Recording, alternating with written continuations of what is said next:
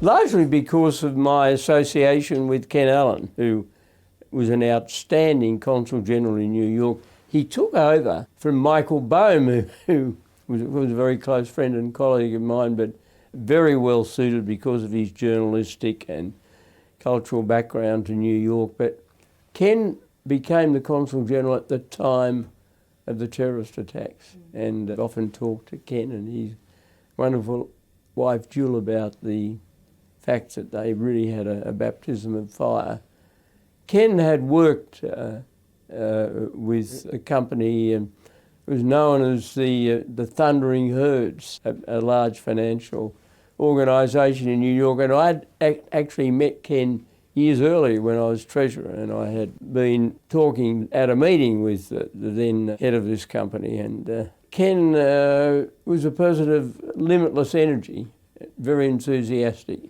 He adapted well to the business and political scene in New York and was always full of ideas, and he saw advance as very much an opportunity for Australian expats in different parts of the world who had great enthusiasm for their companies and their immediate vocational missions, but also saw themselves as individual ambassadors for our country, and I thought they did wonderful things. And I've retained a close friendship with Ken, and he himself was a great ambassador for our country. Well, what it provides in a nutshell is a global network for Australians, and it's one of those connection points. Australia is admired around the world. We should understand that. I think some Australians are reluctant to do that. They have this feeling that somehow or other we're not welcome. We're very welcome. People relate to Australians. We are seen as straight shooters, but we're also seen as people who will stick by friends in a difficult situation, and that is manifested in all sorts of things, not only at a national political level, but also in a business level. Well, I can think of people like Anthony Pratt, who I know well, Frank Lowy, been quite outstanding, Rupert Murdoch, who in many respects has been the most significant business figure the world's seen out of Australia, I think that's fair to say. And when he was alive, Kerry Packer had a big impact, not just in the things that he was well remembered for, such as sport. Not everybody plays cricket, although they should. But he did a great thing to promote cricket worldwide. And that's particularly important in Asia. We've got to understand the Indian subcontinent has 3 nations which collectively have populations of 2 billion people that are fanatical about cricket. So when you're looking at the dimension, now I don't want to overdo the emphasis because of my well-known passion for the game, but they are things where we're somebody like Shane Warne, Steve Waugh, were people who are well known affectionately on the Indian subcontinent. Oh, well, we have a population of 26 million. Yeah. And we should remind ourselves, of course, that 1.6 million of those people are of Chinese heritage. Now, Chinese is the most widely spoken foreign language. Used to be Greek, it's now Chinese. And so many of our young Australians have had a business experience abroad, and anything that connects them, anything that is an overseas touch point and advances very much that. I think it's important that we are seen as a country that's open to people, irrespective of their race or religion or ideology, as long as they, first and foremost, embrace Australia. I mean, I have a little difficulty with some of the iterations of multiculturalism, I always have. I see Australia as an open, tolerant, integrated country that has taken people from all parts of the world, and the fact that we can travel everywhere and be well received. It helps that we speak English. It's the world language. COVID can sort of turned everything on its head, but up until then, Australia was a most desired destination, particularly people from Asia. It was close.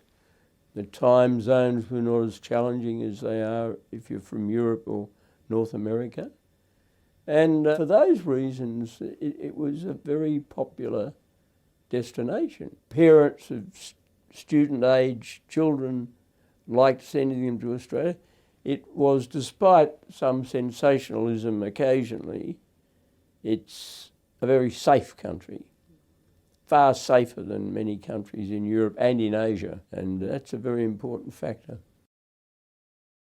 I think Australia should aim, a national goal is to do well in everything where it has a capacity. I mean, if you are somebody in financial services, the world's your oyster. If you are a talented sportswoman, you can go a long way. You just aspire and do well. And remember always that you are, whether you want to be or not, an ambassador for our country. So if you muck things up, it reflects not only on you but also on your country. Japan is a case study of how time heals. Many of our ex-servicemen had an unhappy experience at the hands of the Japanese in World War II in the prisoner of war camps, but because of some imaginative work by the Menzies government, we signed a commerce agreement, and over time Japan became the iron lung of our economy. And it's a very popular tourist destination.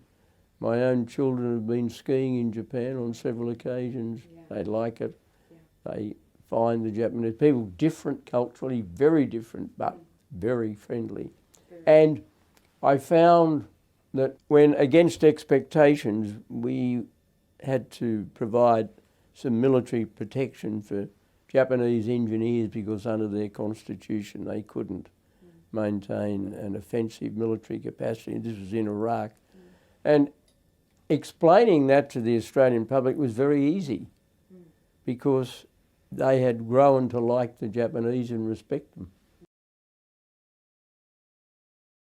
We have this expression, soft power, yes, where you project the reputation of your country by your behaviour, by your values, and not by your military strength. Now, we are a great fighting nation when it's required, but we're not a large nation. But we can project soft power, and the behaviour of our citizens, their success, the number of prominent Australians who've risen to heights in foreign companies has been extraordinary. Well, I hope Australia looks a bigger and better version of what it is now. It's regarded around the world as an open, resourceful country that does punch above its weight, not only in sport but in many other things. I want that to continue to grow because it's good. The sky is the limit for Australia, and the great advantage of an organisation such as Advance is that it is founded on a belief in the optimism and the positive character of the Australian people. And it has as its credo something that's very simple, and that is that Australians can do well in anything they put their minds and their energy to.